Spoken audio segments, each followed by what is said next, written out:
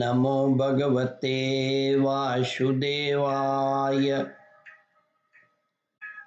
श्रद्धालु भक्तों, श्रीमद्भागवत महापुराण के सप्तम स्कंद के 15वां अध्याय के अंतर्गत गृहस्थों के लिए मोक्ष धर्म का वर्णन प्रस्तुत करूंगा। इसके पूर्व जहाँ तक आप कथा श्रवण कर चुके हैं उसके आगे का प्रस्तुतिकरण करता हूँ। श्री नारद जी कहते हैं, महाराज युधिष्ठिर, वैदिक धर्म भी दो प्रकार के होते हैं।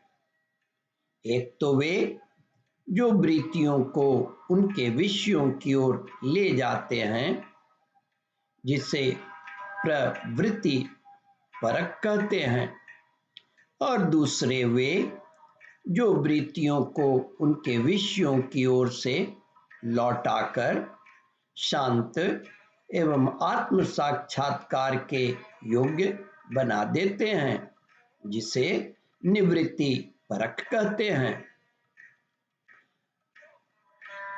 प्रवृत्ति परक कर्म मार्ग से बार बार जन्म मृत्यु की प्राप्ति होती है और निवृत्ति परक भक्ति मार्ग या ज्ञान मार्ग के द्वारा परमात्मा की प्राप्ति होती है।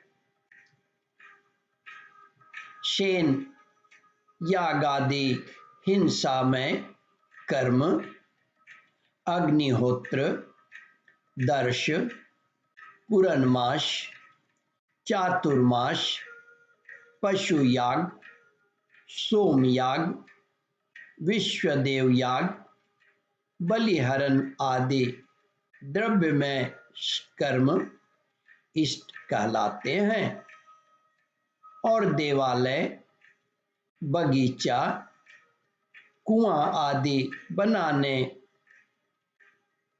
वाला तथा प्याव आदि लगाना पूर्त कर्म है। वे सभी प्रवृत्ति परायण कर्म है और सकाम भाव से युक्त होने पर अशांति के ही कारण बनते हैं। प्रवृत्ति परायण पुरुष मरने पर पुरुषादि यज्ञ संबंधी द्रव्यों के सूक्ष्म भाग से बना हुआ शरीर धारण कर घुमाभिमानी देवताओं के पास जाता है। फिर क्रमशः रात्रि, कृष्ण पक्ष और दक्षिणायन के अभिमानी देवता के पास जाकर चंद्रलोक में पहुंचता है। वहां से भोग समाप्त होने पर अमावस्या के चंद्रमा के समान छिन्न होकर वृष्टि द्वारा क्रमशः औषधि, लता, अन्न और वीर्य के रूप में परिणत होकर पितृयान मार्ग से पुनः संसार में ही जन्म लेता है। महाराज युधिष्ठिर, गर्भाधान से लेकर अंत्येष्टि पर्यंत संपूर्ण संस्कार जिनके होते हैं उनको द्विज कहते हैं। उनमें से कुछ पूर्वोक्त प्रवृत्ति मार्ग का अनुष्ठान करते हैं और कुछ आगे कहे जाने वाले निवृत्ति मार्ग का। श्री नारद जी कहते हैं, महाराज युधिष्ठिर, निवृत्ति परायण पुरुष इष्ट, पूर्त आदि कर्मों से होने वाले समस्त यज्ञों को विषयों का ज्ञान कराने वाले इंद्रियों में हवन कर देता है। इंद्रियों को दर्शनादि संकल्प रूप मन में, वैकारिक मन को परावाणी के में और परावाणी को वर्ण समुदाय में, वर्ण समुदाय को अ, उ, म इन 3 स्वरूप के रूप में रहने वाले ओमकार में, ओमकार को विंदु में, विंदु को नाद में, नाद को सूत्रात्मा रूप प्राण में तथा प्राण को ब्रह्म में लीन कर देता है।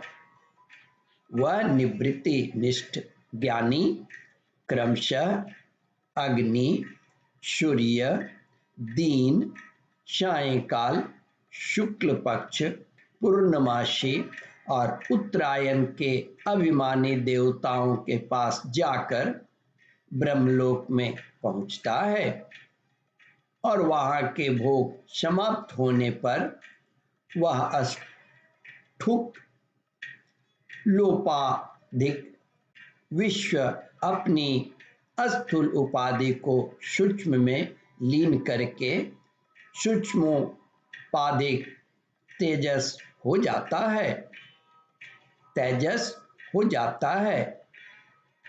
फिर सूक्ष्म उपाधि को कारण में लय करके कारणोपाधिक प्राज्ञ रूप से स्थित होता है। फिर सबके साक्षी रूप के द्वारा सर्वत्र अनुगत होने के कारण साक्षी के भी स्वरूप में कारणोपाधि का लय करके तुरीय रूप से स्थित होता है। इस प्रकार दृश्यों का लय हो जाने पर वह शुद्ध आत्मा रह जाता है। यही मोक्ष पद है। इसे देवयान मार्ग कहते हैं। इस मार्ग से जाने वाला आत्मोपासक संसार की ओर से निवृत्त होकर क्रमशः एक से दूसरे देवता के पास होता हुआ ब्रह्मलोक में जाकर अपने स्वरूप में स्थित हो जाता है। वह प्रवृत्ति मार्गों के समान फिर जन्म मृत्यु के चक्कर में नहीं पड़ता। ओम परमात्मने नमः।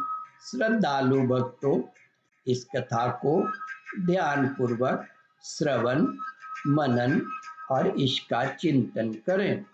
इस कथामृत का रसास्वादन अपने बंधु बांधवों को भी करावे। इस वीडियो को शेयर और सब्सक्राइब करें। ओम परमात्मने नमः।